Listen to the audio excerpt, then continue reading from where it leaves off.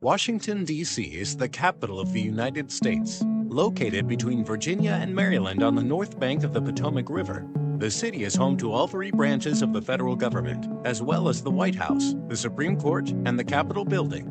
Washington had an estimated population of 700,000 as of July 2018, making it the 20th most populous city in the United States. It was founded in 1791 and named after President George Washington. Columbia, in District of Columbia, refers to Christopher Columbus. Washington, the District of Columbia, is not a state, nor is it a part of any state. It is a unique federal district created specifically to be the seat of government. From the very beginning, it was a city that was steeped in history and created out of a need to establish a central location for the running of the government. The history of Washington, D.C. is tied to its role as the capital of the United States. Various tribes of the Algonquian-speaking Piscataway people inhabited the lands around the Potomac River when the Europeans first visited the area in the early 17th century. One group, known as the Nacotchtank, maintained settlements around the Anacostia River within the present-day District of Columbia. The site of the District of Columbia along the Potomac River was first selected by President George Washington.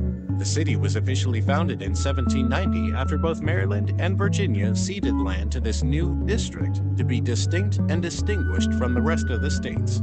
To design the city, in 1791, George Washington appointed Pierre Charles L'Enfant to devise a plan for the new city in which the federal territory would lay between the northeast shore of the Potomac River and the northwest shore of the Potomac's eastern branch.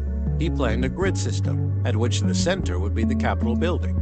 Progress was slow, but the U.S. government moved to Washington in 1800.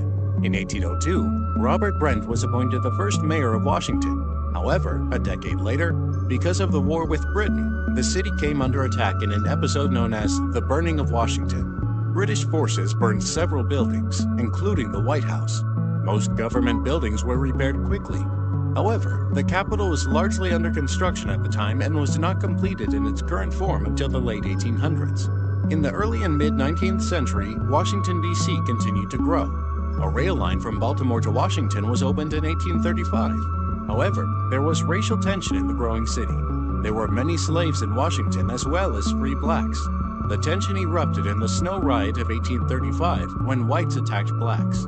Washington remained a small city of a few thousand residents, virtually deserted during the summertime until the outbreak of the Civil War in 1861. President Abraham Lincoln created the Army of the Potomac to defend the federal capital, and thousands of soldiers came to the area. A year later, slavery was abolished throughout the district, 8 months before Lincoln issued the Emancipation Proclamation. The city became a popular place for freed slaves.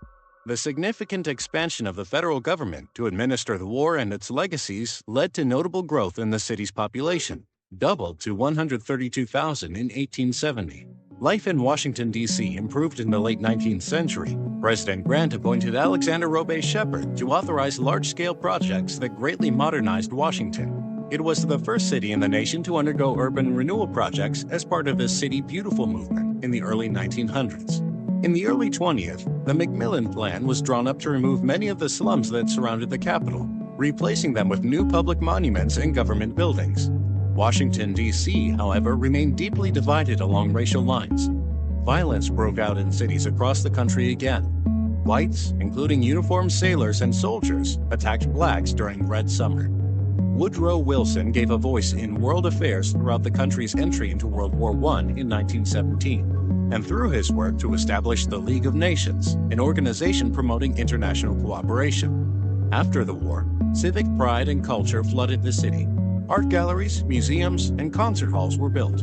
Like the rest of the country, Washington, D.C. suffered in the Depression of the 1930s. At the same time, the city's population grew rapidly with the creation of additional federal agencies under the New Deal programs of President Franklin D. Roosevelt, during which most of the Federal Triangle buildings were constructed.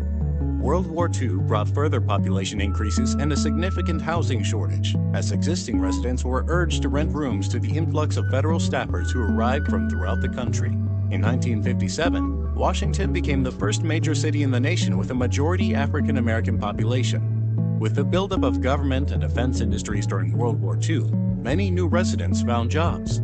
In the post-war years, whites who were better established economically began to move to newer housing in adjoining states in the suburbanation movement that occurred around most major cities. In 1963, Washington took center stage in the civil rights movement with the March on Washington, where Dr. Martin Luther King delivered his historic "I Have a Dream" speech.